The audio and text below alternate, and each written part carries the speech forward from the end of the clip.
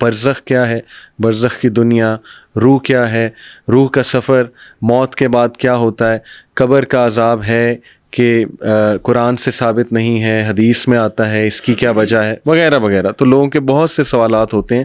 تو ہو better than doctor صاحب. الحمدللہ ڈاکٹر صاحب اللہ کے لیے ہم سے محبت کرتے ہیں اور ہمیں ٹائم دے دیتے ہیں, ان کا بڑا شکریہ. السلام علیکم ورحمۃ اللہ وبرکاتہ. وعلیکم السلام ورحمۃ اللہ. شیخ کیسے ہیں آپ؟ خیریت سے؟ اللہ کا شکر الحمدللہ.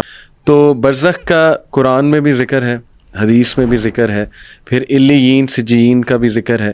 تو انشاءاللہ یہ کہ ہم ان سارے موضوعات پہ میں کچھ سوالات آپ سے کرنا چاہوں گا, لیکن سب سے پہلا سوال وہ روح کے بارے میں آپ سے کرنا چاہوں گا کہ کیا روح اور نفس سیم چیز ہے, اور روح کی نیچر کیا ہے, اور کیا اس پہ زیادہ بات کرنا ممنوع ہے کہ روح ایگزیکٹلی ہے کیا؟ بسم اللہ الرحمن الرحیم. دیکھیں, روح کے بارے میں جو اللہ کریم نے قرآن حکیم کے اندر ایک بات ارشاد فرمائی, اس سے لگتا ہے کہ عام طور پہ لوگوں نے سمجھا کہ اس کے بارے میں زیادہ علم نہیں دیا گیا, اور اس کے بارے میں زیادہ گفتگو بھی نہیں کی جانی چاہیے.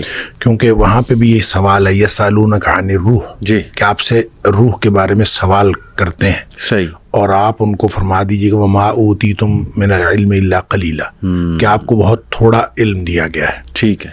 اگرچہ اس کے بارے میں شاہ ولی اللہ علیہ الرحمہ اور مختلف مفسرین کا یہ خیال ہے کہ یہ جو کہا گیا ہے قرآن میں کہ وما اوتیتم من العلم الا قلیلا, کہ تمہیں بہت تھوڑا علم دیا گیا ہے, یہ جواب دیا گیا تھا بنی اسرائیل کو کہ تمہیں علم تھوڑا دیا گیا. اچھا. یہ امت مسلمہ کے لیے یہ نہیں ہے. ٹھیک ہے. اسی وجہ سے پھر جو شاہ ولی اللہ علیہ الرحمہ ہیں انہوں نے روح کے اوپر کافی گفتگو کی ہے, اور پھر امام غزالی نے اس کے اوپر کتاب الروح جو ہے, اور یہ مختلف ائمہ نے جو اس کے اوپر بات کی ہے وہ اسی بنیاد پر کی ہے کہ روح کے بارے میں ان کو تھوڑا علم دیا گیا تو ہمیں تو دیا گیا ہے. ٹھیک ہے. لہٰذا روح کی قسمیں کی ہیں, روح کے اندر جتنی یعنی اس کی جو مختلف حصے کیے ہیں, اور ان حصوں کی مختلف خصوصیات بیان کی ہیں. اس کے اندر ملکیت ہوتی ہے, اس کے اندر بہیمیت ہوتی ہے, مختلف قسم کی چیزیں. کہنے کی بات یہ ہے کہ روح دراصل ایک ایسا آسمانی نقطہ ہے. یعنی شاہ ولی اللہ علیہ الرحمہ نے جو بات کی ہے وہ کہتے ہیں روح دو قسم کی ہوتی ہے. ایک روح جسمانی ہوتی ہے جو جسم کے اعضاء کے آپس میں ملنے کے ساتھ اس کا تعلق ہوتا ہے. ایک روحانی اور آسمانی روح ہوتی ہے. وہ جو روح نورانی ہوتی ہے, کہ نورانی نقطہ وہ آسمان سے آتا ہے, اور انسان کے مرنے کے بعد وہ واپس چلا جاتا ہے. ٹھیک ہے. لہٰذا وہ تو روح کو دو حصوں میں تقسیم کر کے وہ تو بے فکر ہو جاتے ہیں. وہ کہتے ہیں کہ بس ایک روح آسمان سے آتی ہے, ایک روح جو ہے وہ جسم کے اندر موجود ہوتی ہے. تو روح جسمانی اور چیز ہے اور وہ اور چیز ہے. لیکن جب ہم اس کو اپنے سمجھنے کے لیے جو آپ نے کہا کہ سوالات مختلف ہوتے ہیں, اس میں روح بھی ہے, نفس کا ایک لفظ استعمال ہوتا ہے, اسی طرح ایک لفظ استعمال ہوتا ہے قلب کا, اسی طرح ایک لفظ استعمال ہوتا ہے فؤاد کا. یہ مختلف الفاظ ہیں. تو فؤاد ہم عام طور پہ اس کا معنی دل کرتے ہیں, اسی طرح قلب کا معنی بھی دل کیا جاتا ہے. اور قرآن نے نبی پاک صلی اللہ علیہ وسلم نے قلب کو جسم کا مرکز قرار دیا ہے. قرآن نے کہی تھی کہ سنريهم آیاتنا فی الآفاق وفی انفسهم, ہم ان قریب دکھاتے رہیں گے ان کو, یہ پے در پے ان کو نشانیاں ملتی رہیں گی, حتیٰ یتبین لهم انہ الحق, یہاں تک کہ ان کے اوپر یہ ثابت ہو جائے گا کہ قرآن ہی حق ہے. لہٰذا روح کے بارے میں ہمیں یہ کہنا کہ اس کے بارے میں گفتگو نہیں کرنی چاہیے, یہ میرا خیال ہے درست نہیں ہے. لیکن یہ بات ضرور کرنی چاہیے کہ روح ایک ایسی چیز ہے جس کی حقیقت کو لوگ سمجھ نہیں سکتے. مطلب جب آپ کے جسم میں جان نکل جاتی ہے, نفس عام طور پہ جان کو کہا جاتا ہے, تو جان نکل جاتی ہے, کیا نفس اور روح ایک چیز ہے؟ اس کے بارے میں بھی بحث ہے. لہٰذا آپ بحث جتنی مرضی کرتے جائیں, بات یہ ہے کہ ظاہری نظر آنے والے جسم کے علاوہ یہ کوئی ایک ایسی اینٹیٹی ہے انسان کے جسم کے اندر جو اللہ کریم نے اس کے اندر ڈالی ہے, اور جو قرآن نے کہا کہ وَنَفْسٍ وَمَا سَوَّاهَا فَأَلْهَمَهَا فُجُورَهَا وَتَقْوَاهَا, کہ ہم نے اس کو جب بنایا تو اس کے اندر دو قسم کے جو الہامات کر دیے, تقوی کا بھی, نیکی کا بھی, اور فجور کا بھی, برائی کا بھی. اس کے اندر یعنی دونوں الہامات موجود ہیں. اب وہ کس میں ہیں؟ وہ روح میں ہیں یا وہ نفس میں ہے. صحیح. اگر یہ روح اور نفس دو مختلف چیزیں ہیں ٹھیک ہے, تو اس کا مطلب یہ ہے کہ پھر یہ روح اس کے اپنے تقاضے ہوں گے, نفس کے اپنے تقاضے ہوں گے. صحیح. تو ایسا نہیں ہے, میرا خیال ہے یہ ایک ہی چیز ہے, ایک اینٹی کے مختلف نام ہے. اچھا. یا مختلف قسم کی اس کی فنکشننگ ہے جس کی وجہ سے اس کے مختلف جگہ پہ مختلف نام ہے. لیکن ظاہری جسم جس کو ہم دیکھتے ہیں, اس کے علاوہ ایک ایسا انسان کے جسم کے اندر ایک ایسا حصہ ہے صحیح, جو نظر نہیں آتا, اور نظر نہ آنے کی وجہ سے مغرب اس کے اوپر یقین نہیں کرتا. لہذا وہ جو سپرٹ جس کو ہم کہتے ہیں کہ ایک سپرٹ یا ایک سول ہے, ٹھیک ہے, اس کو وہ انکار کرتے ہیں. صحیح. اس کے انکار کا نقصان یہ ہوا ہے صحیح, کہ جسم کے تقاضے تو ملحوظ رکھے گئے ہیں, روح کے تقاضے ملحوظ نہیں رکھے گئے. صحیح. اور اس کا نقصان یہ بھی ہوا ہے کہ پورا کا پورا جو ہمیں علمی ذخیرہ ملتا ہے مغرب سے, وہ سارے کا سارا جسم کے تقاضوں کو پورا کرنے کے لیے ہے. صحیح. اور روح کا تقاضا جو ہے اس کے اندر مفقود ہے. لہٰذا آپ یوں کہہ سکتے ہیں کہ آدھی انسانیت وہ پردہ اخفاء میں رہتی ہے اگر آپ روح کے بارے میں بات نہ کریں. اور اسی طرح سے آدھی انسانیت کے تقاضے پورے نہیں ہوتے. جس طرح جسم کو غذا کی ضرورت ہے, اسی طرح روح کو غذا کی ضرورت ہے. صحیح. تو روح کی غذا جو ہے وہی بتائے گا جس نے روح کے بارے میں پتہ بتایا, اور روح کے بارے میں بتایا جس نے. صرف اس وجہ سے تو ہم کسی چیز کا انکار نہیں کر سکتے کہ ہمیں نظر نہیں آتی. بالکل, بہت ساری چیزیں ہیں جو نظر نہیں آتی, وہ ہے. لہٰذا روح ہمیں نظر تو نہیں آتی لیکن وہ ہے, اور اس کا ایک تقاضا ہے. اور اگر روح کے تقاضے اسی بنیاد پر سارے کے سارے وہ یوں کہہ لیجئے کہ نظر انداز کر دیے گئے ہیں, اور صرف جسمانی تقاضے. اور وہ جو اقبال نے کہا تھا کہ شاخ نازک پہ جو آشیانہ بنے گا ناپائیدار ہوگا, تو وہ جو شاخ نازک ہے وہ ہے ہی صرف یہ کہ جسمانی مقاصد سامنے ہیں اور روحانی مقاصد موجود نہیں ہیں. لہذا اس بحث سے اصل میں جو نتیجہ نکلتا ہے وہ یہ کہ جب ہم ہر نظر نہ آنے والی چیز کا انکار کرتے ہیں تو آدھی انسانیت کے تقاضے وہ پس پشت چلے جاتے ہیں اور پس پردہ چلے جاتے ہیں, اور آدھی انسانیت کو آپ جسمانی طور پر جتنا مرضی کرتے رہیں. لہٰذا میرا خیال یہ ہے کہ جو روح موجود ہے اس کا اقرار بھی کرنا چاہیے اور اس کے تقاضوں کا خیال بھی کرنا چاہیے. اور لوگوں کا یہ جو سوال ہے, یہ سوال درست نہیں ہے کہ اگر ہر نظر نہ آنے والی چیز کا انکار کر دیں گے تو پھر بہت ساری چیزیں ہیں جس سے ہم محروم رہ جائیں گے. بالکل صحیح شیخ. دیکھیں یہ جو نفس کی 3 ٹائپس ہیں, نفس لوامہ, نفس امارہ, نفس مطمئنہ. میں ایک اسکالر کو سن رہا تھا, وہ اس طرح کہہ رہے تھے کہ روح اگر ہارڈ ویئر ہے تو یہ 3 چیزیں اس کا سافٹ ویئر ہے. تو اس طرح بھی انڈرسٹینڈ کرنا, یعنی آپ نے کہا نا کہ ہو سکتا ہے یہ ایک ہی چیزیں ہوں. اور جیسے نفس لوامہ جو ہے وہ فَأَلْهَمَهَا فُجُورَهَا وَلَا تَقْوَاهَا وَتَقْوَاهَا سوری. تو یہ دیکھیں نا, وہ ضمیر کا بھی یہی کام ہے کہ نیکی اور بدی کی پہچان. اصل میں پتہ کیا ہے, یہ جو نفس لوامہ یا نفس مطمئنہ یا نفس امارہ, یہ جو 3 قسمیں ہیں, یہ تو قرآن کی 3 اصطلاحات ہیں, اس سے یہ نکال لی گئیں. اور جہاں بھی قرآن نے یہ تینوں اصطلاحات استعمال کی ہیں وہ دراصل فنکشننگ ہی کی بات ہے, جو میں پہلے بات کر رہا تھا کہ وہ نفس کی فنکشننگ ہے کہ آپ جب ان النفس لامارۃ بالسوء, ٹھیک ہے, کہ یہ جو جسم ہے, یہ جو نفس ہے, یہ ہمیشہ برائی کی طرف دعوت دیتا ہے الا ما رحم ربی, سوائے اس نفس کے جس کے اوپر اللہ کی رحمت ہو جائے. تو یہ برائی کی طرف دعوت دینے والا نفس کوئی الگ نفس نہیں ہے, یہ نفس کی ایک کیفیت ہے کہ یہ برائی کی طرف دعوت دے رہا ہو. جب یعنی الا ما رحم ربی کا مطلب یہ ہے کہ جب اس کے اوپر اللہ کی رحمت ہو جائے تو پھر وہ ختم ہو جائے گا, وہ معاملہ, اس کی کیفیت چینج ہو جائے گی. تو اس کا مطلب یہ کیفیات ہے. اسی طرح لفظ لوامہ جو ہے وہ بھی اسی طرح ملامت کرنے والا, جس کو آپ ضمیر کہہ لیں, آپ کوئی اور, وہ ملامت کرنے والا ہے, وہ بھی اس کی کیفیت ہے. ہم نے اس کو درمیان میں رکھ دیا کہ جو ملامت نہیں کرتا وہ امارہ ہے, جو ملامت کرتا ہے وہ لوامہ ہے. وہ نفس لوامہ, یہ جو قرآن نے قسم اٹھائی تو ملامت کرنے والے نفس کی. اور پھر اسی طرح سے نفس مطمئنہ, ارجعی الی ربک راضیۃ مرضیہ. تو نفس مطمئنہ گویا ٹاپ آف دا لسٹ ہے, اور درمیان میں لوامہ ہے, اور نیچے جو ہے امارہ ہے. یہ کیفیات ہیں. نفس امارہ ہی نفس مطمئنہ بنتا ہے. اچھا, ٹھیک ہے, لیکن اس کی اصلاح کرنی پڑے گی. جیسے فرمایا نا کہ وَأَمَّا مَنْ خَافَ مَقَامَ رَبِّهِ وَنَهَى النَّفْسَ عَنِ الْهَوَىٰ، بالکل صحیح، کہ جو اللہ کے سامنے کھڑا ہونے سے ڈر گیا، جواب دہی سے ڈر گیا، تو وہ پہلا کام کیا کرتا ہے؟ نَهَى النَّفْسَ عَنِ الْهَوَىٰ، اس نے نفس کو خواہشات سے روک دیا.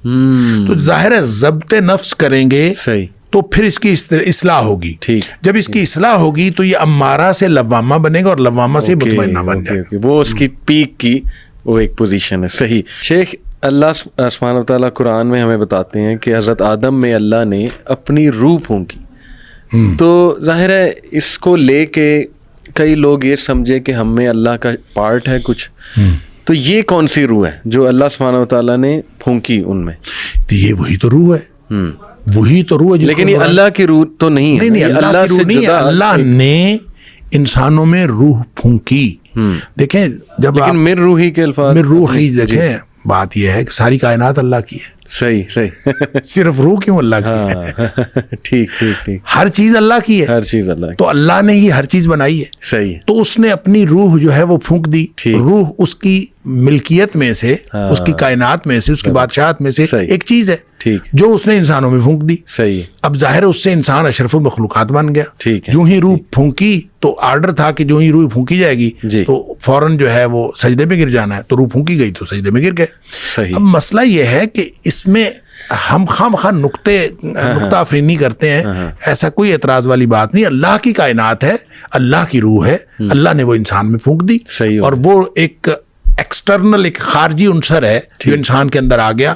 پتلا بنایا تھا مٹی کا، اس کے اندر روح پھونکی تو اس کو آپ کہہ دیں جان پڑ گئی، اس کو آپ کہہ دیں زندگی آ گئی، آپ اس کو کہہ دیں روح آ گئی، آپ اس کو کہہ دیں نفس آ گیا، آپ اس کا کوئی بھی نام، اس کا دل دھڑکنا. جو چیزیں سمجھ میں نہیں آتی اس کا انکار کیوں کرتے ہیں؟ اب اس کا اقرار کریں. کیوں؟ جب ہمارے لیے تو اللہ کا شکر ہے، ہم اللہ کا شکر کریں کہ ہم وابستہ ہیں وحی الہی سے. صحیح. ہمارے پاس جواب ہے، ہمیں وہاں سے بتا دیا گیا ہے. ہمیں وحی الہی نے جو بات بتا دی، نظر آتی ہے نہیں نظر آتی، ہمارا اس کے اوپر ایمان ہے. تو اس لیے ہم کہتے ہیں کہ ایمان اتنی بڑی نعمت ہے کہ جس کو مل جائے اس سے بڑی اور نعمت کوئی نہیں ہے. میں ایک انٹرسٹنگ بات شیخ آپ سے شیئر کرتا ہوں اور آڈینس سے بھی، کہ یہ ہم سنتے ہیں نا الست کا جو پیکٹ تھا کہ اللہ سبحانہ و تعالیٰ نے تمام آدم علیہ السلام کے بچوں سے پیکٹ لیا تھا کہ کیا میں تمہارا رب ہوں. تو ایک 1990 کی دہائی میں یونیورسٹی آف کیلیفورنیا میں ریسرچ ہوئی. نان مسلم، اس کو جو لیڈ کر رہا تھا ریسرچ کو، وہ ہندو نیورو سائنٹسٹ تھا. انہوں نے دیکھا یہ کہ ایپیلیپسی کے جو پیشنٹس ہیں، مرگی کا دورہ جنہیں پڑتا ہے، ان کے برین یہاں پہ فرنٹل لوب پہ سامنے پروبز لگائے، اور پروبز لگا کے پھر ظاہر ہے انہوں نے ان کے برین کو وہ اسٹڈی کیا، MRI اسکین یا جو بھی وہ کرتے ہیں پروسیجر ہوتا ہے. تو انہوں نے نوٹ کیا کہ جب وہ لوگ، ان کو ہوش آیا ایک دم سے، تو وہ بہت اسپرچول فیل کر رہے تھے. اور ان کا یہ فرنٹل لوب جو تھا نا، جب اس کو ایکٹیو کیا گیا پروبز کے ذریعے، ذرا اس کو ایکٹیویٹی دی گئی، تو وہ اللہ کی باتیں کرنے لگ گئے، گاڈ کی باتیں کرنے لگ گئے، اور وہ بہت زیادہ ایسی باتیں جو روحانیت سے جن کا بہت تعلق ہے. تو انہوں نے ثابت کیا اس ریسرچ ٹیم نے کہ خدا کا کنسیپٹ یہ ہمارے اندر انگرینڈ ہے، نیچرل ہے، نیچرل فطرت میں ہے، انسٹنکٹ ہے ہمارا. اور فرنٹل لوب جو دماغ کا سب سے ذہین حصہ ہے، وہ اس کے لیے رسپانسبل ہے. تو یہ میں نے کہا ایک شیئر کروں جو آپ بات کہہ رہے ہیں، دیکھیں بالکل ٹوٹلی اس سے بھی یہ چیز میچ ہو رہی ہے. شیخ، حضرت جبرائیل کو بھی اللہ نے روح کہا ہے، تو اس کو کیسے سمجھیں گے؟ وہ تو صرف آپ یوں کہہ لیجئے کہ جبریل علیہ السلام کا ایک نام ہے، ٹھیک ہے، روح الامین. اچھا. تو ان کو جب روح کہا ہے تو یہ صرف ان کا نام رکھا ہے. دیکھیں فرشتہ جو ہے وہ ویسے تو ایک نورانی مخلوق ہے، تو اگر ان کو روح کہا جائے کہ وہ اس قبیل کی چیز ہے تو بھی بات ٹھیک ہے، کوئی سی قبیل کی چیز ہے، ٹھیک ہے. اور لیکن اگر اس کو قرآن نے روح الامین کہا، اور جہاں بھی قرآن نے روح کا ذکر کیا اس طرح سے کہ اس کو ایک پرسنالٹی کے طور پر، تو اس سے مراد جبریل امین ہے. لہٰذا وہاں آپ روح اس کا ترجمہ یہ نہیں کر سکتے کہ ارواح ہے. صحیح. تو وہ قرآن نے جب اسپیسیفکلی جبریل علیہ السلام کے لیے ایک نام لفظ استعمال کر دیا، ٹھیک ہے. تو اب بات یہ ہے کہ اگر وہ عالم ارواح کی قسم سے ہیں، صحیح، تو فرشتے نورانی مخلوق ہیں، روح نورانی نقطہ ہے، وہ ایکسٹرنل وجود ہے، وہ انسان کے اندر انگرینڈ کیا گیا ہے. صحیح ہے. تو اس طرح بھی ٹھیک ہے. ٹھیک ہے. اور اگر صرف کہیں کہ جبریل علیہ السلام کا نام ہے تو بھی ٹھیک ہے. بالکل ٹھیک, بالکل ٹھیک. زبردست. بڑی انٹرسٹنگ چیز ہے شیخ, نیئر ڈیتھ ایکسپیرینس. اس پہ تو باقاعدہ کتابیں لکھی, میں کچھ کتابوں کے نام جو ہے نا وہ بتا بھی دیتا ہوں. گیز انٹو ہیون, یہ one of the best sellers book ہے, اور اس میں بات کی آتھر نے ان لوگوں کی, ان سے انٹرویو لیا جن کو کوما ہو جاتا ہے یا ایکسیڈنٹ کے موقع پہ آدھی موت کی حالت میں ہوتے ہیں, آدھی زندگی کی حالت میں, یا کارڈیک اریسٹ ہوا تو وہ بھی آدھی موت کی حالت آدھی زندگی کی حالت. تو اس حوالے سے پھر لائف آفٹر لائف, یہ تو بیسٹ سیلنگ کتاب ہے, اور یہ اس کی تقریباً 13 ملین کاپیز جو ہے نا وہ سولڈ ہوئی ہیں. اس میں بھی نیئر ڈیتھ ایکسپیرینسز اور امیجن ہیون جان برکے کی کتاب ہے. تو میں بتانا ایکچولی یہ چاہ رہا ہوں کہ دیکھیں یہ ایک بڑی کامن تھیم ہے ویسٹ میں, تو اس کو سن کے, بلکہ اس پہ ریسرچ بھی ہوئی ہے, ریسرچ پیپرز لکھے گئے ہیں نیئر ڈیتھ ایکسپیرینس پہ. تو اس کو سن کے جو ہے نا وہ اب سائنٹسٹ یہ کہتے ہیں کہ دیکھیں مے بی برین میں کانشیسنیس جو ہے نا, یعنی جو وہ روح کو کانشیسنیس کہہ رہے ہیں ان شارٹ, تو وہ کہتے ہیں کہ جب انسان مر جاتا ہے, بات مے بی سے شروع ہوتی ہے. ہاں مے بی وہ ظاہر ہے آپ کو پتہ ہے کہ آپ نے جو بات کی کہ اگر وہ اسی بات کو مانیں گے جو ان کے اس آئیڈیالوجی کے ساتھ فٹ بیٹھ رہی ہے, ورنہ وہ کوئی اور نام اسے دے دیں گے. جیسے اسٹیفن ہاکنگ انٹیلیجنٹ ڈیزائن کو مانتا تھا, لیکن وہ اتنا اس میں بائسنس تھی, اس نے کہا کہ نہیں گاڈ نہیں ہے, یہ کوئی انرجی ہے, تو وہ انرجی پہ ڈال دیا سارا اس نے. تو اسی طرح دیکھیں یہ انہوں نے بتایا کہ نیئر ڈیتھ ایکسپیرئنس جنہیں ہوتا ہے ان لوگوں کو نا روشنی سی نظر آتی ہے, ایک ٹنل بہت لمبی سرنگ سی نظر آتی ہے, اور اس میں بڑی سپیڈ سے جا رہے ہیں, پھر آگے لائٹ ہوتی ہے, پھر کوئی مسکرا کے انہیں مل رہا ہے. یعنی اس طرح کی عجیب و غریب انہوں نے باتیں اٹھ کے کی کہ ہمیں یہ دکھائی دیا, ہمیں یہ نظر آیا. تو اس کو دیکھ کے سائنٹسٹ یہ کہتے ہیں کہ دیکھیں جب انسان مر جاتا ہے تو 1 گھنٹے تک برین اس کا زندہ رہتا ہے, تو برین جیسے خواب کریٹ کر سکتا ہے اسی طرح یہ سینز بھی کریٹ کر سکتا ہے. لیکن حیران کن بات یہ کہ سب کو ہی سیم سینز, ملتے جلتے سینز جو ہے نا وہ نظر آتے ہیں. تو آئی تھنک یہ بھی بڑی انٹرسٹنگ چیز ہے کہ واقعی کچھ تو ہے. دیکھیں بات یہ ہے کہ اللہ تعالیٰ نے نیند کو موت کی بہن قرار دیا. صحیح. اور بلکہ قرآن میں اللہ تعالیٰ نے فرمایا یہ موت ہے, نیند بھی موت ہے. صحیح. فرق صرف اتنا ہے کہ اس کے بعد انسان کی دوبارہ زندگی ہو جاتی ہے, اس کے بعد نہیں ہوتی. اور ہمیں جو دعائیں وغیرہ سکھائی گئی ہیں سوتے وقت کی, ان کے ساتھ ان کے اندر بھی یہی کچھ ہے. صحیح. کہ اللہم بسمک اموت واحیا, بسمک ربی وضعت جنبی فبک ارفعہ ان امسکت نفسی فارحمھا وان ارسلتھا فاحفظھا بما تحفظ به عبادک الصالحین. کہ اللہ میں تیرے نام پر مر رہا ہوں. صحیح. یعنی مرنے کے لیے تیار. سبحان اللہ. اب میں تیرے نام پر زندہ رہوں, زندہ اٹھوں گا. صحیح. اگر تو مجھے دوبارہ نہ اٹھائے, اس کو روک لے, مطلب روح تو نکل گئی ہے. صحیح. صحیح. اگر تو اس کو روک لے تو پھر اس کے اوپر رحم کرنا. صحیح. اور اگر تو اس کو واپس کر دے تو پھر اس کے اوپر اسی طرح سے فضل کرنا جس طرح تو کرتا ہے اپنے نیک بندوں کے اوپر. اب یہ دیکھیں یہ بالکل کلیئر کٹ ہے کہ یہ موت بھی جو ہے, یہ نیند جو ہے یہ بھی موت. پھر اس کے درمیان میں ایک ہے بے ہوشی. صحیح. صحیح. کہ آپ سینس لیس ہو جاتے ہیں کسی وجہ سے. اچھا نیند کے خواب تو آپ سب نے, ہم سب نے ایکسپیرینس کیے ہیں. یہ بے ہوشی والے خواب کبھی ایکسپیرینس نہیں ہوا ہوتا عام طور پر. مجھے ایک دفعہ یہ ایکسپیرینس ہوا خود. اچھا. کہ مجھے ایکسیڈنٹ ہوا تو پاؤں میں چوٹ لگی. صحیح. اور کوئی ایسا مطلب زخم آیا کہ بہت ایک خون کا فوارہ تھا, بالکل پھوٹ رہا تھا. اچھا اچھا. خیر میں وہاں یہ جو ڈیوائیڈر ہے سڑک کا اس کے اوپر بیٹھ گیا, تو وہ بیٹھنے کی وجہ سے ٹانگ چونکہ نیچے تھی نا تو خون اور زیادہ نکلا. اچھا اس دوران مجھے یہ یاد ہے کہ میں ڈیوائیڈر کے اوپر بیٹھا اور اس کے بعد مجھے کچھ نہیں یاد. اچھا. اس کے بعد کیا یاد ہے وہ میں بتاتا ہوں آپ کو. وہ ایک بڑی خوش کن اور خوشگوار, اچھا ایسی شاندار, میں جیسے ہواؤں میں اڑ رہا ہوں اور بالکل اس طرح کا. مطلب آپ پہلے جب میں بیٹھا تھا تو ایکسیڈنٹ کے بعد آپ کو پریشانی, سڑک پہ پڑے ہوں آپ تو کتنی پریشانی ہوتی. پھر جو ہی مجھے ہوش آیا ہے تو میں سڑک پہ لیٹا ہوا تھا اور ارد گرد لوگ تھے اور وہی پریشانی پھر شروع ہو گئی. اچھا اس کے درمیان میں بڑا ہی پرسکون وقت ہے. اچھا, ویری انٹرسٹنگ. تو میں یہ کہتا ہوں کہ اگر موت ایسی ہے تو انشاءاللہ وہ تو راحت کا سامان ہے. جیسے نبی پاک صلی اللہ علیہ وسلم نے فرمایا کہ وہ صبح شام کی دعاؤں میں جو دعا آتی ہے اللہم اصلح لی دینی الذی هو عصمت عمری واصلح لی دنیای التی فیہا معاشی واصلح لی آخرتی التی فیہا معادی واجعل الحیات زیادۃ لی فی کل خیر واجعل الموت راحۃ لی من کل شر. اللہ میری موت کو ہر قسم کے شر سے راحت کا سامان بنا دے.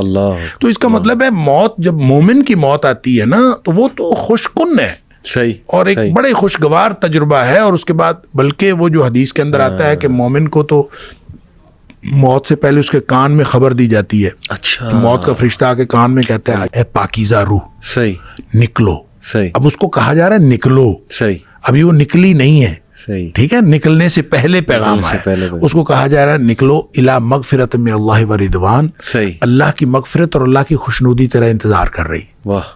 اب آپ اندازہ کریں کہ جس کو دنیا میں پڑے ہوئے یہ خبر ملے کیا بات کہ اللہ کی خوشنودی اور اللہ کی مغفرت میرا انتظار کر رہی ہے، جی، تو اب اس کا مطلب یہ ہے کہ وہ تو فوراً نکلے گا، اللہ بھاگے گا. بالکل. تو یہی فرمایا کہ اس کی پھر روح یوں نکلتی ہے، فتخرج تسیل، یوں بہاؤ کی صورت میں فوراً بہتے ہوئے نکلتی ہے. کما تخرج القطرۃ من فی السقا، جس طرح سے مشک پانی کی بھری ہوئی ہو اور اس میں سے اس کا بند کھول دیا جائے تو فوراً پانی نکل جاتا ہے. صحیح. اب یہ مشک کی، یعنی آپ بوتل پانی کی بھری ہوئی ہے نا، اس کو آپ الٹ دیں تو فوراً پانی نہیں نکلتا.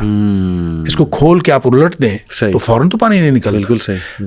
مشک جو ہے پانی کی، وہ چمڑے کی مشک ہوتی ہے، اس کا دھانا اور اس کا پیٹ برابر ہوتا ہے. جی جی جی جی. اور اس کو اگر باندھا ہوا ہو جی تو اس کو کھولتے ہیں تو وہ فوراً نکل جاتا ہے، کیونکہ اس کا دھانا اور پیٹ برابر ہوتا ہے. صحیح صحیح صحیح صحیح. لہٰذا یہ مثال یہ بتاتی ہے کہ جب مومن کی موت آتی ہے تو انتہائی خوشگوار مرحلہ اس کے اوپر آتا ہے. پہلے بھی مشکل ہوتی ہے، بعد میں مشکل ہوتی ہے، اور یعنی اس کو پوری زندگی پیچھے مشکل ہوتی ہے. جو ہی آتی ہے تو اس کے بعد اللہ تعالیٰ اس کو آسانیاں پیدا کر دیتا ہے، اور وہ جو آسانیاں پھر آگے انشاءاللہ آسانیاں ہی آسانیاں. تو یہ موت کا جو مرحلہ ہے ایک گویا یعنی جب نیند کے ساتھ نیند اور موت کی مشابہت ہے تو اس کا مطلب ہے کوئی کیفیت تو ایسی ہے، وہ لائٹ کی ہو، وہ جیسی بھی ہو، اور میرا خیال ہر ایک کے اعمال کے مطابق ہوگی. جیسے نبی کریم صلی اللہ علیہ وسلم نے فرما دیا کہ مومن کی موت اور طرح کی ہے، کافر اور منافق کی موت اور طرح کی ہے، لہٰذا دونوں کی موت میں فرق. اچھا شیخ، آپ نے ویسے خود بھی مینشن کر دیا، لیکن دوسرا بڑا امپورٹنٹ سوال یہ ہے کہ روح کس طرح سے قبض کی جاتی ہے، مومن کی کس طرح سے، کافر کی کس طرح سے، پھر اس کی پوری جرنی ہے ایک لمبی حدیث میں کہ وہ 7ویں آسمان تک جاتی ہے، پھر قبر تک کیسے آتی ہے، اور سورہ قیامہ میں شیخ جو ہے کہ ٹانگ کے ساتھ ٹانگ جوڑ دی جاتی ہے، غالباً یہ الفاظ ہیں، تو وہ کیا ہے موت کے ٹائم؟ یہ تو والتفت الساق بالساق. اچھا، یہ جو موت کے ٹائم کفن جب باندھ رہے ہو، موت کے وقت جب ویسے بھی جب اگر کوئی نہ بھی باندھے تو جب آدمی کسی کی بھی موت ہو رہی ہوتی ہے تو وہ ٹانگ سے ٹانگ رگڑی جا رہی ہوتی ہے. صحیح صحیح، وہ بھی اس سے مراد ہے، اور جو اس کا باندھ دینا ہے وہ بھی اس سے مراد ہے. ٹھیک ہے ٹھیک ہے. تو ایسی کوئی بات نہیں ہے کہ وہاں سے نکالی جاتی ہے روح؟ ہاں، یہ بھی یہ ہے. یہ دوسری حدیث میں ہے. یہ تو قرآن کی بات ہے نا والتفت الساق، لیکن یہ بات حدیث میں ہے کہ جو جان نکلتی ہے وہ پاؤں کی طرف سے شروع ہوتی ہے اور نکلتے نکلتے یہاں تک آتی ہے. اچھا. اور وہ جو نرخرے سے معلم یغر غیر ہے نا، کہ اگر یہاں سے آواز آنے سے پہلے توبہ کر لے تو توبہ قبول ہوتی ہے. اللہ، صحیح. اور یہ یہاں سے جو آواز آنی ہے وہ اس وقت آنی ہے جو باقی جسم سے جان نکل جانی ہے، بالکل آخری مرحلہ ہے. صحیح. یہاں سے بالکل ختم. سبحان اللہ سبحان اللہ. تو پھر مومن کی کیسے کیپچر ہوتی ہے، اور جو ہے منافق یا کافر جو ہے اس کی کیسے؟ اچھا جی، اس کے بارے میں تو ایک حدیث ہے، نبی کریم صلی اللہ علیہ وسلم نے فرمایا، اور لمبی حدیث ہے، برا بن عازب رضی اللہ تعالیٰ اس کے راوی ہیں، کہ نبی کریم صلی اللہ علیہ وسلم کسی جنازے میں تھے اور قبر کی تیاری میں بھی دیر تھی، تو جیسے سب انتظار میں بیٹھ جاتے ہیں تو نبی پاک صلی اللہ علیہ وسلم نیچے بیٹھ گئے. آپ کے ہاتھ میں ایک چھڑی تھی. صحیح. اور آپ زمین میں جیسے آدمی کچھ سوچ رہا ہوتا ہے تو ساتھ ساتھ ایسے. تو پھر آپ نے اس موقع پر ایک بات ارشاد فرمائی. اچھا. پھر آپ نے دونوں کیفیتوں کو الگ الگ بتایا. آپ نے فرمایا جب مومن کی روح نکلتی ہے تو فرشتے آتے ہیں، ملک الموت جنت سے کفن لے کے آتے ہیں. صحیح. اور وہ جیسے میں نے پہلے بھی عرض کیا کہ وہ آ کے فرشتے سارے اپنی اپنی ڈیوٹیاں لگ جاتی ہیں، اور پھر وہ اس کے کان میں آ کے کہتا ہے ایتھا النفس الطیبہ، اے پاکیزہ روح، صحیح، نکلو. صحیح. اخرجی الی मगफिरत मिन अल्लाह व रिदवान, सुभान अल्लाह, अल्लाह की मगफिरत और अल्लाह की खुशनुदी की तरफ निकलो। अल्लाह अकबर, अल्लाह, तो फिर वो तो फौरन निकलती है ना, मतलब इसका तो मतलब खुश होती है, वो तो खुश होती है, वो तो निकलने के लिए फिर देर ही नहीं लगती। सही। और वो जैसे पानी की मश्क भरी हुई है तो बंद खोल दिया जाए, सही। तखरुजु तसीलु कमा तखरुजुल क़तरतु मिन फिस सिक़ा, सही, वो निकल जाती। ठीक, तो दूसरा जो है, जब वो मोमिन के अलावा काफिर और मुनाफिक की मौत के लिए जब फरिश्ते आते हैं तो नबी करीम सल्लल्लाहु अलैहि वसल्लम ने फरमाया वो जहन्नम से बदबूदार कफन लेके आते हैं। अस्तगफिरुल्लाह। अब इस तरह ड्यूटियां लग जाती हैं, सब बैठ जाते हैं, तो वो जो मलकुल मौत है वो इसके कान में आके कहता है, अय्यतुहन नफ्सुल खबीसा, ए नापाक रूह, निकलो, उखरुजी, बाहर निकलो, इला सखत मिन अल्लाह व गदब, अल्लाह की नाराजगी और अल्लाह के गजब की तरफ निकलो। अल्लाह की नाराजगी और अल्लाह का गजब तेरा इंतजार कर रहा है। आप अंदाजा करें, जिसको ये कहा जाए और इधर दुनिया में पड़े हुए उसको ये खबर मिल जाए कि अल्लाह की नाराजगी और अल्लाह का गुस्सा मेरा इंतजार कर रहा है, तो वो क्यों निकलेगी? जी हाँ, जी हाँ। फिर नबी पाक सल्लल्लाहु अलैहि वसल्लम फतुफर्रक़ु फी जसदिही, वो फिर जिस्म के अंदर छुपती फिरती है, कभी इधर जाती कभी इधर। इसका मतलब है एक एंटिटी है ना, बिल्कुल, रूह एक चीज है, उसकी भी एक पूरी समझ है। हाँ जी, वो भागती फिरती है, फतुफर्रक़ु फी जसदिही, जिस्म के अंदर भागती फिरती है, बाहर नहीं निकलती। तो फिर फरिश्ते जो हैं वो फयंज़िउहु, वो फिर उसको खींच कर निकालते हैं। अल्लाह अकबर। और फिर इसकी जो नबी पाक सल्लल्लाहु अलैहि वसल्लम ने मिसाल बयान फरमाई, कमा युनज़र सफूदु मिन सूफिल मबलूल, जिस तरह से गीली ऊन हो और उसके अंदर गर्म सिलाई लोहे की रख दी जाए और फिर उसको खींचा जाए एक तरफ, ज़ाहिर रुई वो ऊन जो चिमट जाएगी, जी, तो उसको एक तरफ से खींचेंगे तो वो तो तार तार हो जाएगी। फरमाया इस तरह फरिश्ते जो है उसकी जान निकालते हैं। कुरान कहता है वन्नाज़िआत गरक़ा, डूब कर खींच लेने वाले फरिश्तों की कसम, सुभान अल्लाह, वन्नाशितात नश्ता, और बंद खोल देने वाले फरिश्तों की कसम। यानी बिल्कुल ऐसे जैसे बंद खुल जाता है, ये मोमिन की मौत है, और फिर उसको अंदर से खींच कर निकालते हैं, ये काफिर और मुनाफिक की मौत है। फिर आगे भी तफसील नबी करीम सल्लल्लाहु अलैहि वसल्लम, वो जो आप बता रहे थे 7वें आसमान तक जाती है, तो ये 7वें आसमान तक जाती है, वो तो जो इल्लियीन में जाके अल्लाह ताला की तरफ से हो के और फिर उसको इल्लियीन में मुकाम मिल जाता है। अच्छा। और उसको लिख दिया जाता है, इल्लियीन या मुकाम है या रजिस्टर है, उसके अंदर वो शामिल हो जाती है, ठीक है। फिर वो वापस आती है। इसी तरह जब मुनाफिक की और काफिर की रूह जाती है तो उसको भी फरिश्ते पकड़ के ले जाते आसमान की तरफ ही हैं जी, लेकिन आसमान के दरवाजे ही नहीं खोले जाते। अच्छा, उस हदीस में ये भी तफसील है कि जाहिर है जब मोमिन की मौत जन्नत के खुशबूदार कफन में डाली जाती है तो हर तरफ खुशबू फैल जाती है। सही। और वो फरिश्ता जब लेके जा रहा होता है उसकी रूह को, सब पूछते हैं किसकी रूह है, क्योंकि खुशबू फैली हुई होती है। और हर शख्स उसको उसके लिए जो है ना वो दुआएं कर रहा होता है, और हर शख्स खुशी और मुबारकबाद की सदाएं आ रही होती है। दूसरी तरफ जब वो काफिर की मुनाफिक की मौत वो जब आती है तो उसकी बदबूदार कफन होता है और बदबू फैल जाती है सारे चार चुफेरे हर आलम। सही।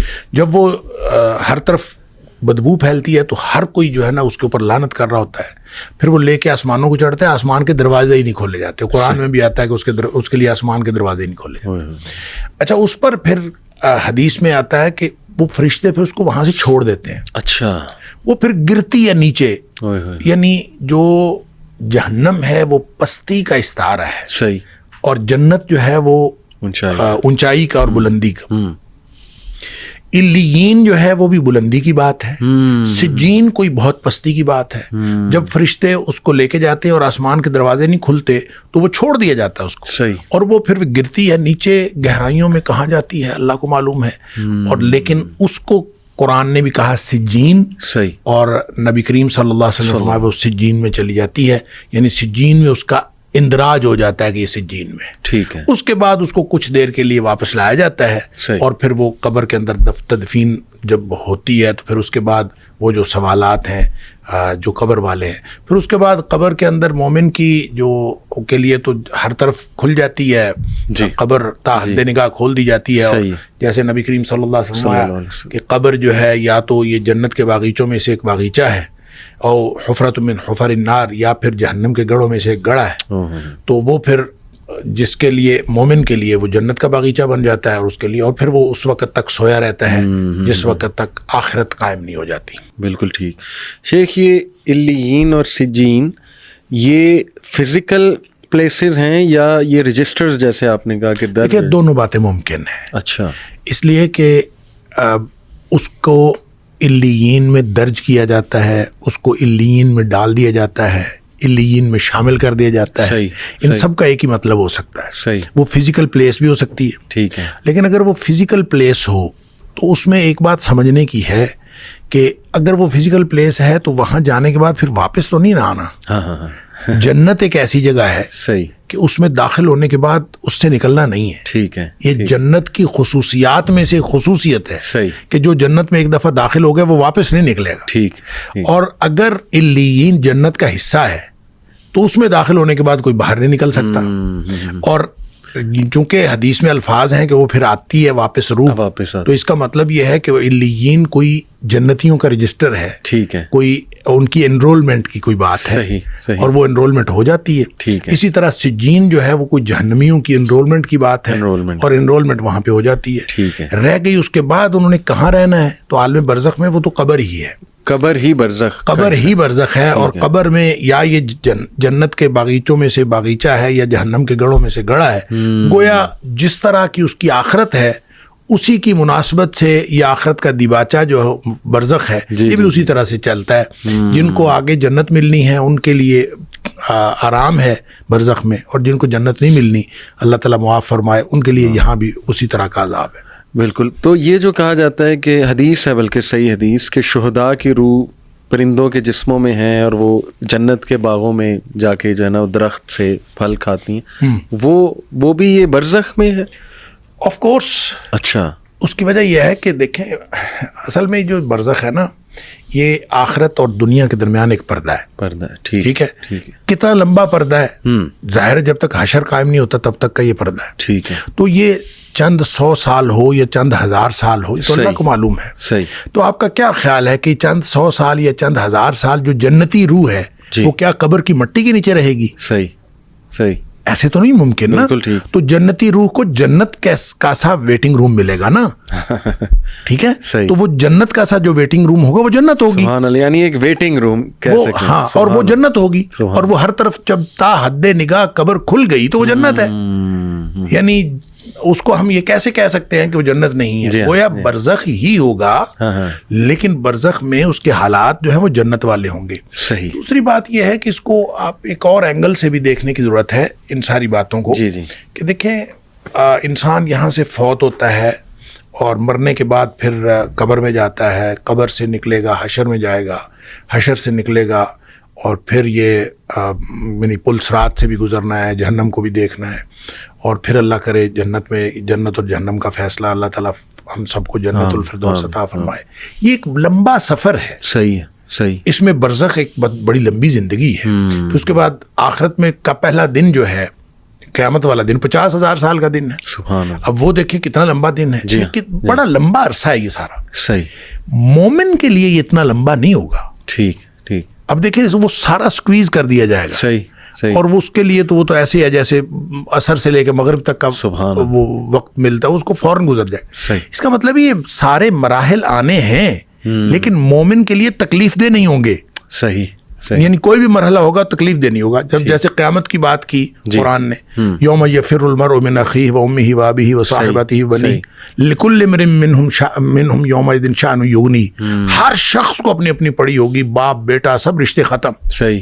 لیکن ساتھ فرمایا وجوہ یومئذ مسفرہ، کچھ چہرے چمک رہے ہوں گے۔ اللہ، یعنی انتہائی خوفناک صورتحال بتا کے سبحان اللہ بتایا کہ وجوہ یومئذ مسفرہ، کچھ چہرے چمک رہے ہوں گے، اور صرف چمک نہیں رہے ہوں گے، ضاحکۃ مستبشرہ، خوش ہوں گے اور ہنس رہے ہوں گے۔ سبحان اللہ، اللہ اس ماحول میں کچھ ہنس رہے ہوں گے۔ تو اس کا مطلب ہے مومن کے لیے یہاں تک ہی ہے ساری جو خرابیاں ہیں، اور مومن کے لیے ساری سختیاں موت سے پہلے تک ہیں۔ اللہ جو ہی اس نے موت آنی ہے تو اس کے بعد تو آسانیاں شروع ہو گئی اور اس دن وہ سختی جتنی بھی ہو، جتنی مرضی سختی کا دن ہو، سختی کی صورتحال ہو، پل صراط ایون ہو جس کے بارے میں کہا کہ وہ بہت باریک ہے، جہنم کے اوپر پل ہے اور وہ بال سے زیادہ باریک، تلوار سے زیادہ تیز، تو ظاہر اس سے گزرنا مشکل، تو مومن تو وہاں سے یوں گزریں گے جیسے بجلی چمکتی ہے، تو اس کا مطلب ہے ان کو تو گزرنے کے لیے کوئی دقت نہیں ہوگی۔ بالکل صحیح۔ تو یہ ساری چیزیں آسان ہوتی جائیں گی اہل ایمان کے لیے۔ ہے صحیح، یہ سارا کا سارا پروسیجر ہونا ہے، لیکن اس پروسیجر کے دوران مومن کی زندگی جنت کی زندگی ہوگی، اور اس کے لیے اور بھی بہت سارے دلائل ہیں، جیسے مثال کے طور پر نبی کریم صلی اللہ علیہ وسلم نے فرمایا جو شخص ہر فرض نماز کے بعد آیت الکرسی پڑھتا ہے اس کے اور جنت کے درمیان صرف موت کا فاصلہ رہ جاتا ہے۔ صحیح۔ گویا یہاں سے اس کی آنکھ بند ہوئی اور اس کی آنکھ جنت میں کھلنی ہے۔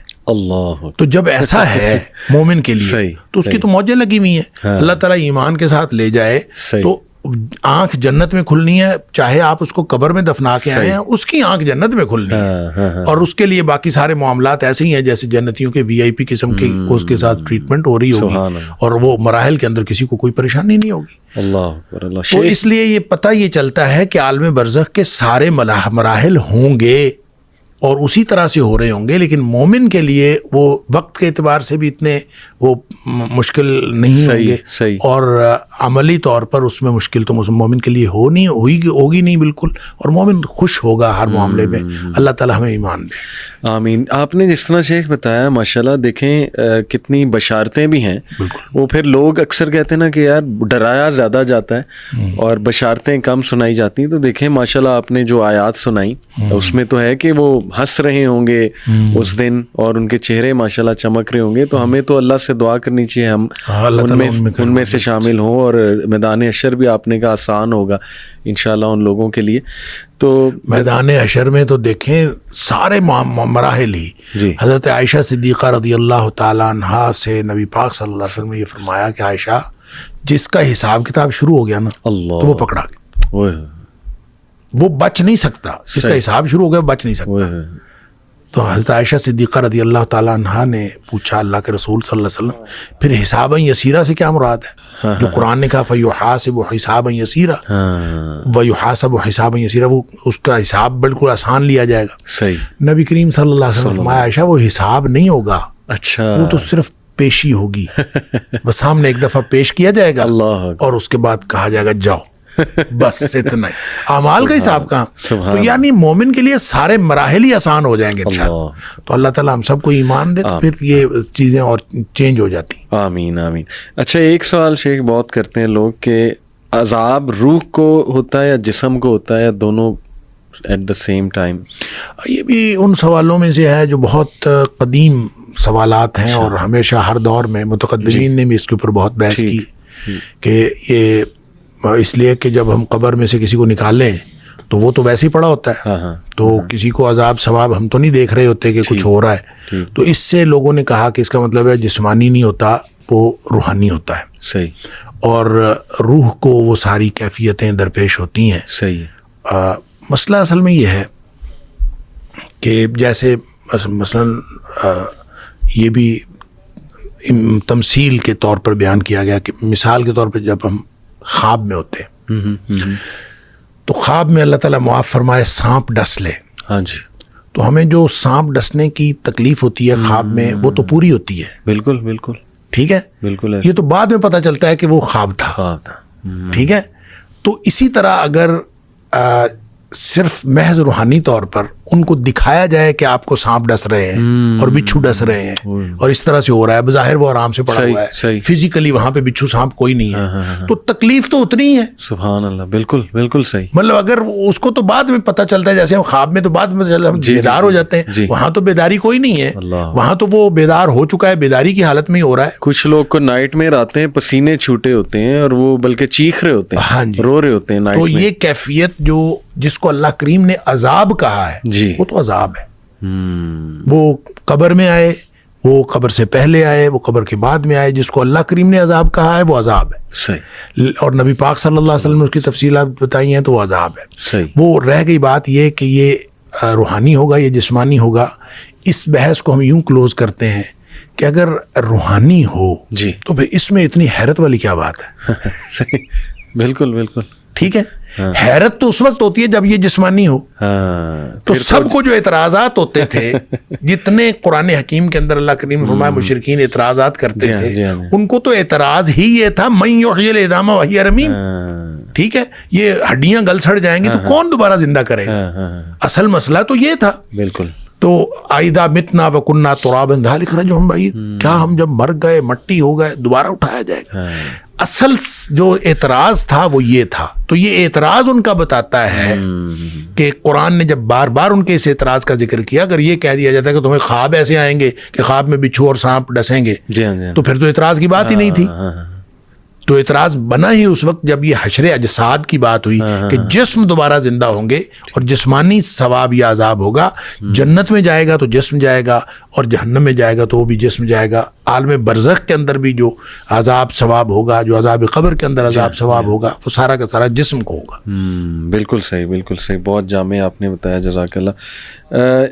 یہ جو کہا جاتا ہے کہ جب انسان کو نیند آتی ہے اور سو جاتا ہے تو اس کی روح، ظاہر ہے قرآن میں بھی ہے کہ اللہ سبحانہ تعالیٰ اس کی روح کچھ دیر کے لیے وہ آ جاتی ہے اوپر.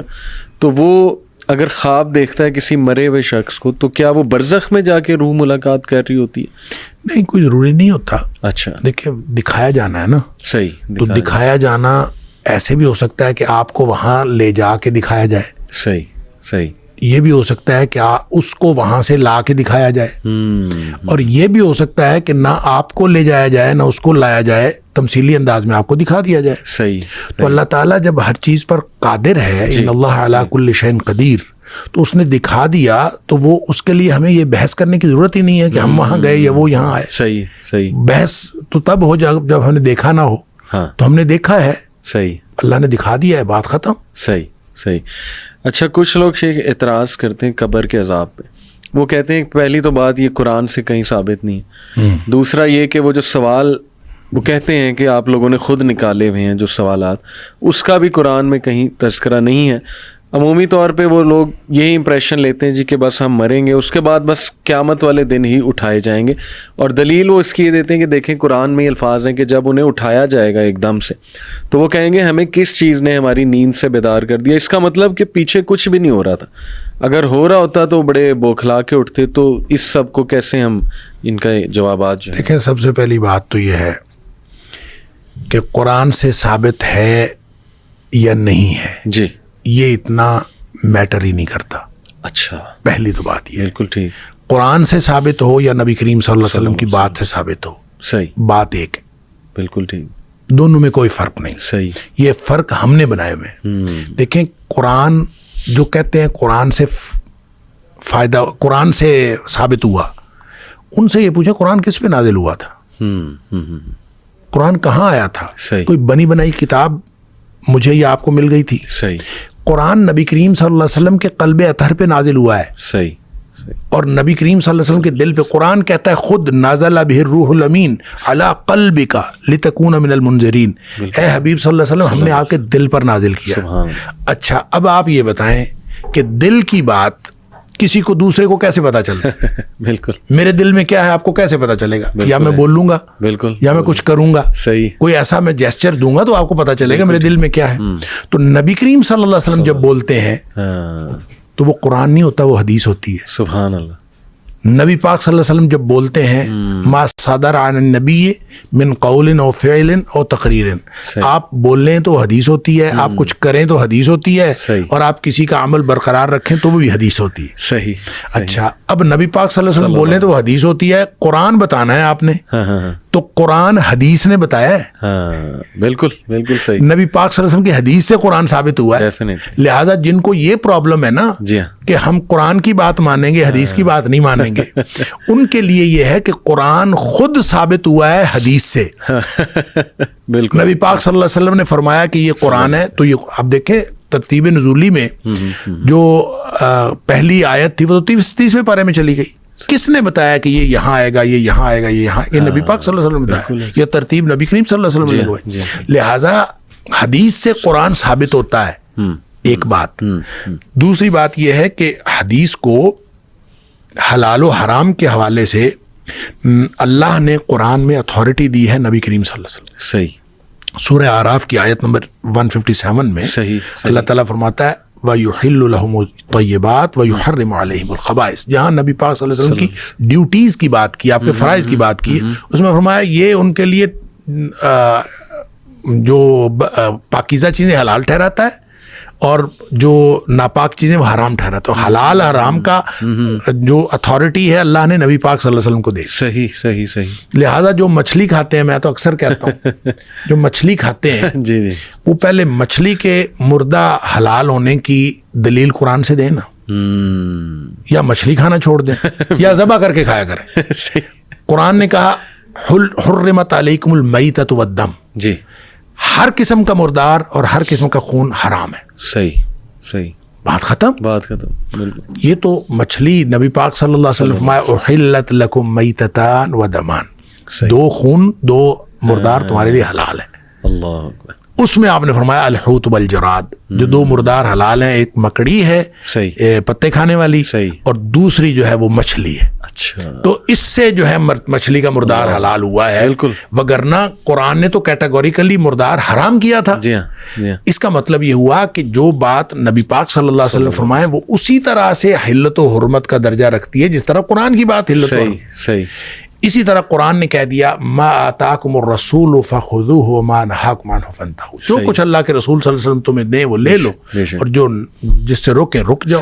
یہ اتھارٹی ہے نبی پاک صلی اللہ علیہ وسلم کی کہ آپ ہاں کہہ دیں تو وہ بھی قانون بن جاتا ہے, آپ نہ کہہ دیں تو وہ بھی قانون بن جاتا ہے. پہلی تو بات یہ ہے. بالکل. لہٰذا جو کچھ نبی پاک صلی اللہ علیہ وسلم نے فرمایا ہے احادیث کے اندر وہ حجیت کے اعتبار سے اس کے اتنی ہی اہمیت ہے جتنی قرآن میں ہے. ٹھیک ہے. دیکھیں نا, حضرت ابن مسعود رضی اللہ تعالیٰ عنہ نے کسی خاتون سے کہا کہ یہ جو جوڑا کرنا ہے حرام ہے. جوڑا یہ جو خواتین اوپر جو بنا لیتی ہیں, تو اس نے کہا حرام ہے.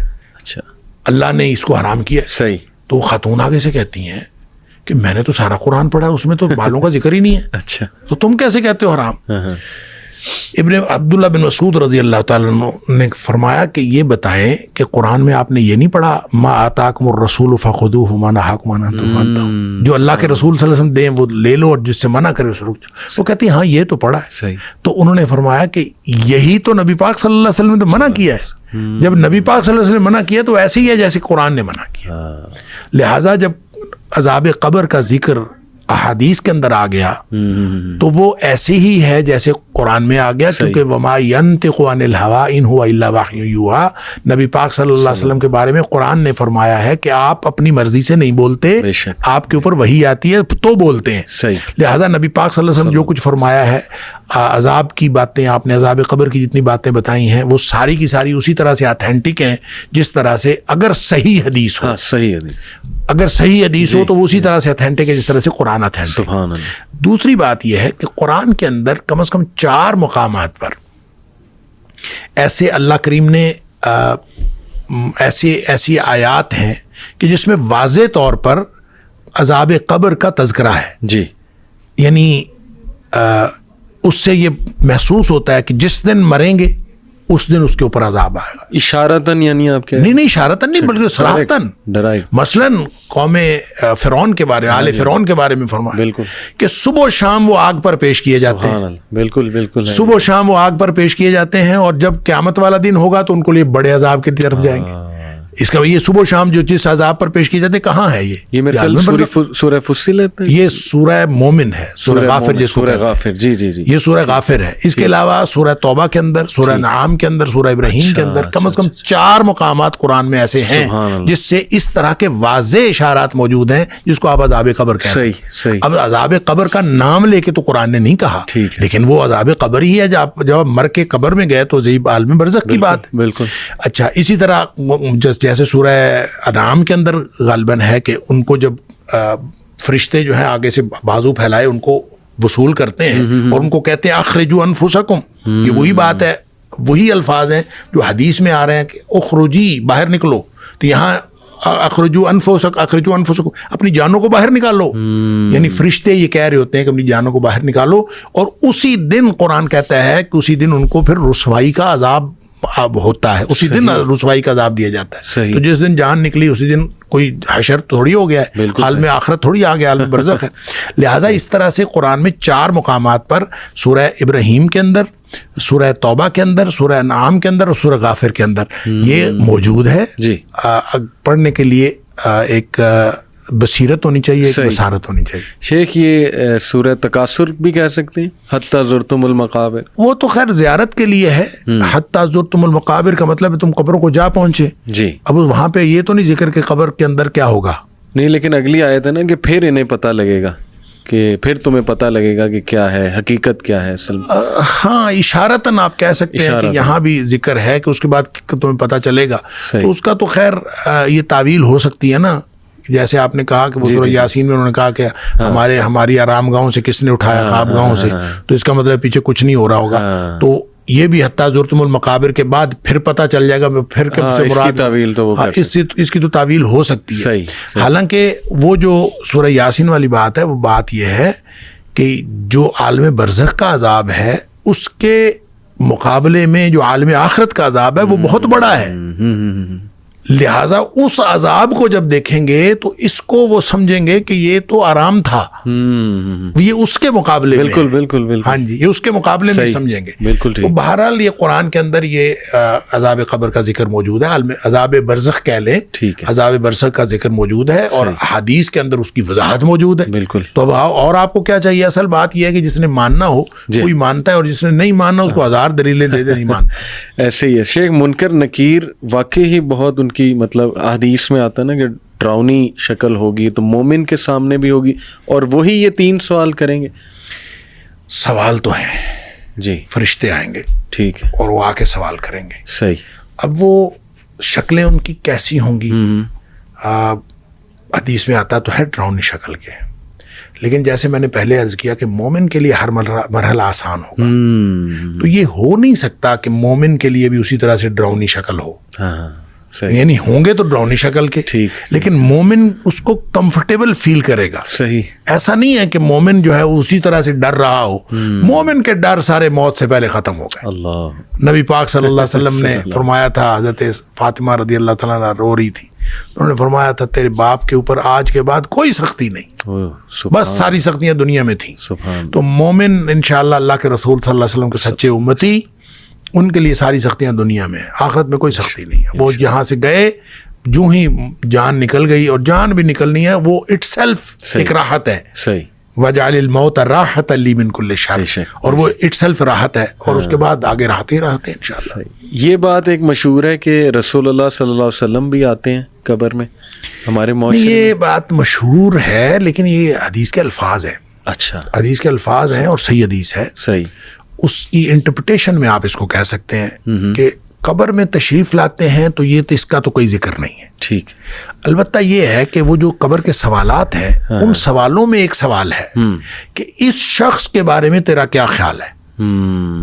ایک تو سوال یہ ہے نا, من نبیک. ٹھیک.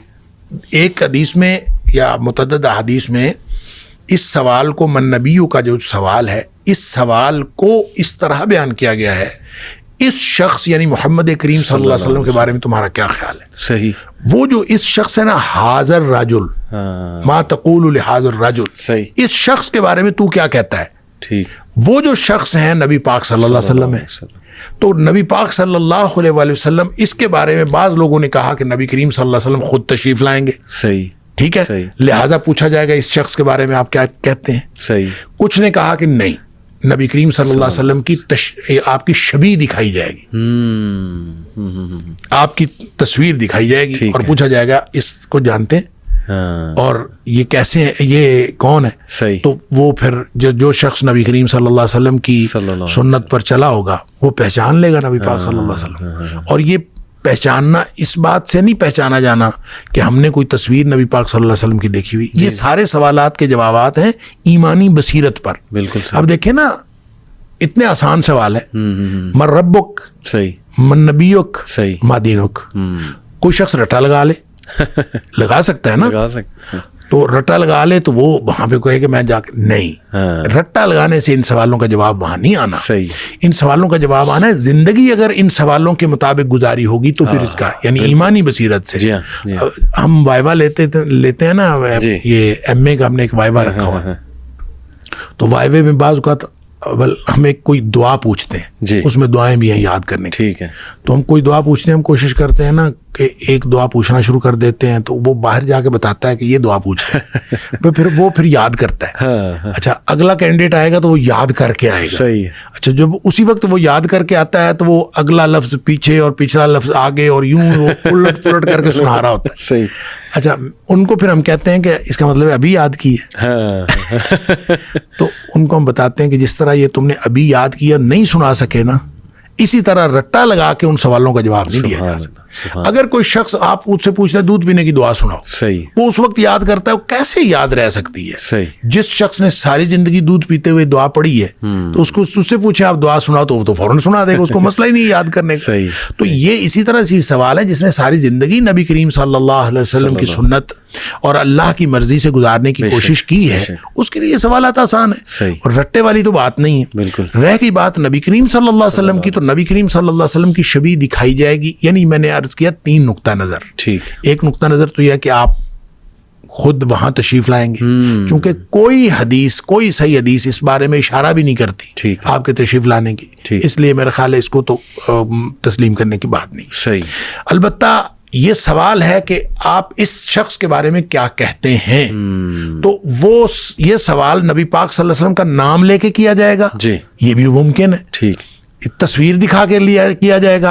یہ حدیث کے اندر اس طرح کا کوئی ذکر نہیں ہے کہ سوال موجود ہے، لہذا اس سوال سے کوئی شخص یہ سمجھ لے کہ آپ کی شبیہ دکھائی جائے گی تو سمجھا جا سکتا ہے، اور یہ سمجھ لے کہ نہیں اس سے صرف نبی پاک صلی اللہ علیہ وسلم کا نام نامی اس میں گرامی لے کر سوال پوچھا جائے گا تو یہ بھی ممکن ہے. لیکن آپ صلی اللہ علیہ وسلم کے تشریف لانے کے لیے کسی بھی حدیث کے اندر ایسا کوئی تذکرہ ہمیں ملتا نہیں ہے. بالکل. اللہ عالم. چند آخری سوال شیخ کہ ہمارے ہاں ہمارے کلچر میں تدفین کے وقت کچھ ایسی چیزیں دیکھنے کو ملتی ہیں جو بڑی عجیب و غریب چیزیں، جیسے سبز چادر بچھا دینا قبر میں، یا کلمہ لکھا ہوتا ہے وہ پورا رول کر کے مردے پہ، وہ بھی سبز رنگ کا ہوتا ہے وہ. پھر جو مردے کو دفناتے ہی سورہ یاسین پڑھی جاتی ہے یا سورہ ملک پڑھی جاتی ہے، وہ یہ سوچ کے کہ قبر کے عذاب سے سورہ ملک جو ہے وہ بچاتی ہے. یہ حدیث سے ساری چیزیں ثابت ہیں. اور کیا نبی صلی اللہ علیہ وسلم سفارش کریں گے قبر میں؟ یہ بھی ایک کانسیپٹ پایا جاتا ہے، بلکہ دعا ہوتی ہے باقاعدہ کہ ان کو نبی صلی اللہ علیہ وسلم کی سفارش قبر میں بھی عطا فرمائے، بلکہ یہاں تک ہے کہ عبد القادر جیلانی بھی آتے ہیں. استغفر اللہ. تو یہ اس طرح کی باتیں شیخ یہ کہاں سے آ گئیں؟ دیکھیں بات یہ ہے کہ جو خاص طور پہ قبروں کی تکریم کے حوالے سے جو جس طرح کا ہمارا رویہ ہے نا، یہ تو خاص یعنی بر صغیر کا کلچر ہے. اور بر صغیر کے کلچر میں چونکہ ہم ہندوؤں کے ساتھ رہے ہیں کئی صدیاں، تو ہندوؤں میں مندروں کے اندر جو ہے نا وہ اسی طرح کی یعنی جو چادریں ہیں یا اس طرح کا جو کیفیات ہیں وہ چونکہ اڈاپٹ کی جاتی ہیں، تو ہم نے بھی اسی طرح کی کیفیات اڈاپٹ کرنی شروع کی. حتیٰ کہ آپ عربوں میں بھی چلے جائیں، جہاں جہاں عربوں کے اندر وہ عرب ممالک جہاں جہاں بر صغیر کا اثر و رسوخ رہا ہے کسی نہ کسی طریقے سے، وہاں پہ قبروں کے ساتھ یہی صورتحال ہے. وہاں پہ آپ کو ایون میں تو جارڈن میں 1-2 قبروں کے اوپر یہ درود تاج اور درود لکھی ہوئی جو یہ لکھے ہوئے دیکھے. اچھا. اور قبر سبز چادر چڑھائی ہوئی. اچھا. لیکن اس کا شریعت کے ساتھ کوئی تعلق نہیں. صحیح. نبی کریم صلی اللہ علیہ وسلم نے تو قبروں کو بلند کرنے سے بھی منع فرمایا. ٹھیک. اور آپ نے حضرت علی رضی اللہ تعالیٰ عنہ کو حکم دیا تھا کہ جو قبریں بھی زمین سے اوپر بلند ہیں اس کو برابر کر دیں. صحیح. لیکن اتنا صرف اس کو بلند کیا جا سکتا ہے کہ جو قبر کی اپنی مٹی ہے، ٹھیک، یعنی جو اس میں سے نکلی ہے وہ مٹی اس کے اوپر ڈال دی جائے. اس کے علاوہ اس کے اوپر مٹی ڈال کے اس کو بلند کرنا بھی جب جائز نہیں ہے تو پھر آپ اس کے اوپر اس کو چونے گچ بنائیں، پھر اس کو بڑا کریں، پھر اس کے اوپر چادریں ڈالیں. اور چادروں کی ضرورت تو ہے زندہ انسانوں کو. اور آپ قبروں کے اوپر ڈالتے ہیں، پھر اس کے اوپر آیات لکھ کے جو آپ نے کہا یہ تو بے حرمتی ہے قرآنی آیات کی، آپ ان کو نیچے رکھ ڈال دیتے ہیں. تو یہ ساری چیزیں جو ہیں ان کا کوئی تعلق شریعت کے ساتھ نہیں ہے، دین اسلام کے ساتھ کوئی تعلق نہیں. دیکھیں اب بڑی حال ہی میں ایک پنجاب کے اندر یہ پابندی لگی ہے کہ آئندہ جو قبروں کے اوپر یہ جو کسی بھی طرح کی چادر چڑھائی جائے گی تو اس کے اوپر آیات نہیں ہوں گی. یہ ابھی پابندی لگی ہے، محکمہ اوقاف نے اس کے اوپر پابندی لگا دی ہے اور اس پہ سارے مکاتب فکر نے اتفاق کیا ہے. اور الحمدللہ جو میں یہ سمجھتا ہوں کہ سب مل کے سر جوڑ کے بیٹھیں تو حق کی طرف جا سکتے ہیں اور آہستہ آہستہ چیزیں جو ہیں بہتر ہو سکتی ہیں. اور یہ اس کی دلیل ہے کہ یہ حال ہی میں پورے پنجاب کے اندر یہ پابندی لگ گئی. زبردست. تو سورہ ملک اس وقت پڑھنا وہ نہیں، سورہ ملک دیکھیں، سورہ ملک تو پڑھنی ہے، اگر خود زندگی میں پڑھی ہوگی تو وہ عذاب قبر سے بچائے گی، کسی کے پڑھنے سے نہیں عذاب قبر سے بچاتی. یہ تو کام ہی سوکھا ہے کہ آپ حافظ قرآن کو دے دیں، چند روپے دے دیں، اس کو تنخواہ دے دیں کہ چل بھی شاباش سورہ ملک پڑھے رکھا کرو تو آپ کا عذاب قبر سے نجات دے دے گی. یہ تو نہیں ہوتا. سورہ ملک روزانہ رات کو پڑھنے کے لیے نبی پاک صلی اللہ علیہ وسلم نے فرمایا کہ 30 آیات کی ایک صورت ہے اور جو عذاب قبر سے بچاتی ہے جو رات کو پڑھتا ہے. لیکن آپ نے ساتھ یہ بھی فرمایا کہ کم لوگ ہوں گے اس کو پڑھنے والے، اس لیے کہ اس وقت نیند آئی ہوتی ہے اور جس نے یاد بھی کی ہوئی ہے اس کو بھی یہ ہوتا ہے کہ چل یار خیر ہے. تو اس وقت اگر پڑھنا ہے تو اس کے لیے عذاب قبر سے نجات ہے کہ وہ موت، اصل میں نیند بھی جیسے میں نے پہلے عرض کیا وہ موت اور نیند کی آپس میں مشابہت ہے. تو نیند کے وقت موت کی سی تیاری کر کے سونا اور اپنے معاملات سارے کلیئر کر کے سونا، اصل بات یہ ہے. 3 دفعہ استغفار پڑھیں آپ، آیت الکرسی پڑھیں آپ، جو دعائیں نبی پاک صلی اللہ علیہ وسلم بتائیں وہ پڑھیں، سورہ ملک پڑھیں، پھر آپ سوئیں تاکہ ساری ہر طرح کی چیزیں جو ہیں آپ نے سمجھیں آپ اپنی طرف سے مر رہے ہیں. بالکل ٹھیک. اور مرتے وقت جس طرح کی یعنی معافی کی ضرورت ہے اللہ سے مانگنے کی، اس طرح کی معافی مانگ کے سوئیں. اور جو معافی مانگے بغیر یا عشاء کی نماز پڑھے بغیر جو سو جاتا ہے اس طرح سے، تو یہ تو میں سمجھتا ہوں دنیا کائنات کا سب سے بڑا رسک ہے کہ بغیر کسی یعنی گناہ کی معافی مانگے اور بغیر عشاء کی نماز پڑھے یا بغیر کسی تیاری کے آپ سو گئے تو آپ نے تو سب سے بڑا زندگی کا سب سے بڑا رسک لے لیا. اللہ اکبر. شیخ آخری سوال کہ یہ حدیث میں آتا ہے کہ جب مردے کو دفنایا جاتا ہے تو وہ قدموں کی چاپ سنتا ہے جو دفنا کر واپس جا رہے ہوتے ہیں. تو اس سے تو یہ بھی اخذ کیا جا سکتا ہے کہ اس کا مطلب اسے موت کے بعد بھی سنائی دیتا ہے، اور وہ پھر ظاہر ہے یہ سنائی دے رہا ہے تو باقی چیزیں بھی پھر سنائی دیتی ہیں. تو اس کا مطلب کہ موت جسے آ چکی ہے فوت شدہ بندے سے مطلب کوئی بات کی جا سکتی ہے یہ سوچ کے کہ جی اسے سن رہا ہے. دیکھیں اللہ تعالیٰ نے قرآن میں فرمایا اِنَّکَ لَا تُسْمِعُ الْمَوْتَى. صحیح. نبی پاک صلی اللہ علیہ وسلم نے فرمایا کہ آپ مردوں کو سنا نہیں سکتے. ٹھیک. یہ ہے نص قطعی. اور نص قطعی جو ہوتی ہے اس کے بارے میں استثناء بھی کسی نص سے ثابت ہونا چاہیے. صحیح. نص قطعی کا مطلب ہے کہ مردے کو ہرگز نہیں سنایا جا سکتا. بات ختم. ٹھیک. اب اس میں استثناء 2 باتیں نبی پاک صلی اللہ علیہ وسلم فرمائی، وہ استثناء ہو گیا. صحیح ہو گیا. وہ نص میں آ گئی. ایک تو نبی کریم صلی اللہ علیہ وسلم نے جو بدر کے مقتولین تھے تقریباً 24 لوگ تھے کہ ان کو ایک کنویں میں ڈالا گیا. صحیح. اور ان کے ساتھ نبی کریم صلی اللہ علیہ وسلم نے کلام فرمایا، خود آپ نے ان سے خطاب فرمایا. حضرت عمر فاروق رضی اللہ تعالیٰ نے کہا بھی اللہ کے رسول صلی اللہ علیہ وسلم یہ تو مردے ہیں، ان کے اندر تو جانیں ہیں، روح ہے ہی نہیں، تو یہ تو مردے ہیں، جسم ہیں، تو آپ کس سے خطاب فرما رہے ہیں؟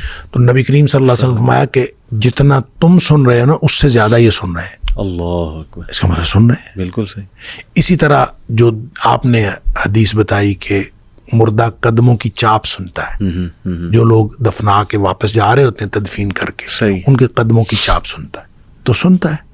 یہ 2 باتیں ہو گئی، یہ 2 استثناء ہو گئے. صحیح. رہی بات یہ کیسے سنتا ہے، یہ ہم اس پر بحث کر نہیں سکتے، لیکن سائنس نے مسئلہ حل کر دیا. میڈیکل سائنس کہتی ہے کہ جب انسان مرتا ہے تو فوری طور پر اس کا دماغ ڈیڈ نہیں ہوتا، اس کے سارے اعضاء کام کرنا فوری طور پر بند نہیں کرتے، بلکہ اس کو کچھ ٹائم لگتا ہے، 36 گھنٹے لگتے ہیں، 48 یا 72 جتنے بھی گھنٹے لگتے ہیں، کچھ ٹائم لگتا ہے، پھر جا کے اس کے سارے اعضاء ڈیڈ ہوتے ہیں، وغیرہ شروع میں ڈیڈ نہیں ہوتے. بالکل صحیح. تو اس کا مطلب ہے جو نبی پاک صلی اللہ علیہ وسلم نے فرمایا وہ بھی دونوں واقعات جو ہیں وہ ایسی ہی کیفیت کے ہیں، مرنے کے فوراً بعد کے ہیں. صحیح. تو اس کا مطلب ہے یہ بات ٹھیک ہو گئی، سائنس سے ثابت ہوگی. اسی طرح نبی پاک صلی اللہ علیہ وسلم نے فرمایا کہ مردے کو جب آپ نے نہلانا ہے تو اس کو زیادہ سخت ہاتھ نہ لگائیں. اچھا. ہاں یہ اس کو سخت ہاتھ نہ لگائیں، اس کو تکلیف ہوتی ہے. اور فرمایا کہ جتنی تکلیف مردے کو ہوتی ہے زندہ سے زیادہ تکلیف ہوتی ہے. تو اس کا بھی مطلب وہی ہے کہ اس کے سینسز کام کر رہے ہوتے ہیں کچھ عرصہ تک، اور جب آپ نہلا رہے ہیں وہ ابھی کچھ عرصے میں ہے. وہ کتنا عرصہ ہے یہ میڈیکل سائنس نے بتایا ہمیں کہ وہ تو کافی گھنٹوں تک جو ہے وہ دماغ بھی ایکٹیو رہتا ہے اور اس کے اعضاء کام کرتے ہیں، سینسیشن رہتی.